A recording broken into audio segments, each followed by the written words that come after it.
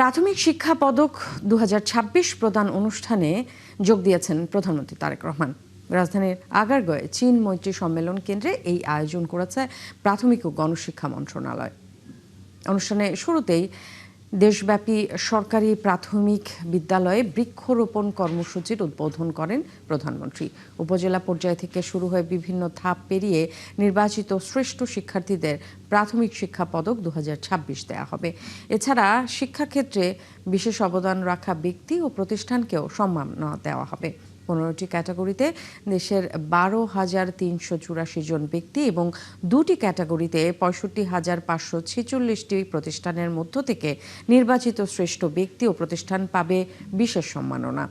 নির্বাচনী ইশতেহার বাস্তবায়নের অংশ হিসেবে শিশুদের প্রতিভা বিকাশে তৃতীয় থেকে পঞ্চম শ্রেণীর শিক্ষার্থীদের অংশগ্রহণে ক্রীড়া, সাংস্কৃতিক, বিষয়ভিত্তিক কুইজ ও বিতর্ক প্রতিযোগিতার আয়োজন করা হয়।